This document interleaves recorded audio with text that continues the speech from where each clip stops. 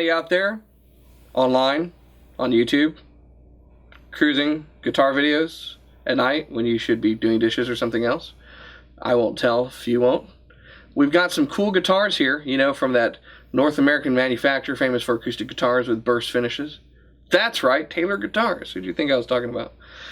So Taylor has come out with some really cool 300 series guitars here. I have on, well, my right side, your left side I suppose, a Taylor 324E burst. Okay, on this side, a Taylor 320E burst. Beautiful guitars. So let's talk a little bit about the specifications of these and the nomenclature. Why is this a 324 instead of 14? There's some secrecy here, something in the secret sauce of Taylor that I'm going to school you on. And what that is that when you put a 2 instead of a 1, it's no longer a spruce top. That's it. There you go. You can now rule the universe. Not all at once, though.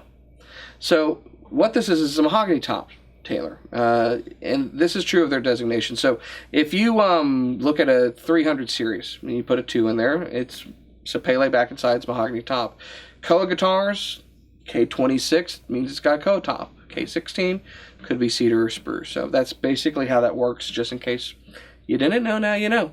These are really cool guitars. The 300 series represents the beginning of Taylor's American-made all-solid wood guitar line.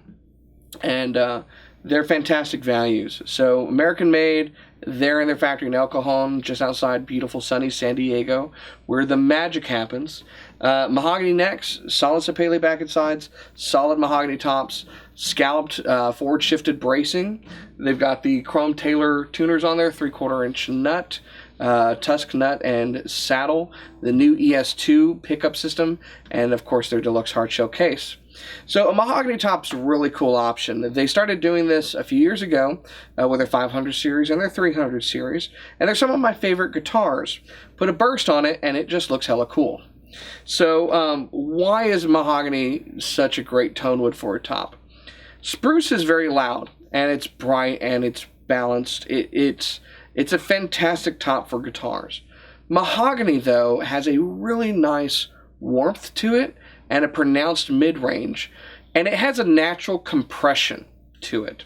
So as you start playing it and you kind of start really getting in there, palm muting or strumming harder, it doesn't get louder, it gets focused, which is cool. And, you know, a lot of people tend to describe these mahogany top guitars, myself included, as having a bluesy sound to it. There's a reason that we associate this with blues, and that's because a lot of the early blues players were playing mahogany topped guitars. And I don't know if they chose it for its value or for its tone, but I can tell you enough of them played it that it kind of has become ingrained in our kind of ear mind, if you will, that sound that we recognize. And I would like to think that they picked it because they recognize the qualities that I described. That it's got a strong mid-range, that it becomes focused as you kind of lay into it. It's just a wonderful, warm, giving wood. It gives more than you put into it. It's just kind of amazing how it works that way. These bodies are very, very different. You've got a dreadnought, kind of a boxier shape. It's a classic shape that Martin invented years and years ago in the early 19-teens, but with Taylor's own aesthetic take on it. And then, of course, this is Taylor's original design, the Grand Auditorium, which is just as wide and just as deep as a dreadnought, but with a tighter waist. And that tighter waist gives you stronger trebles, so kind of a bell-like chime on the highs, and it's more comfortable when you sit down, and it's just kind of got a nice curvy look to it. And I'll leave it at that. So we're going to play these for you so you can hear the difference. Great addition to the Taylor lineup, and I'm glad that we've got them, so I can play them until you buy them. No, I'm just kidding, but they're fantastic guitars. So come try one out today. If you have any questions on these, or if you have any comments, please comment on the video or below the video. It's down there somewhere.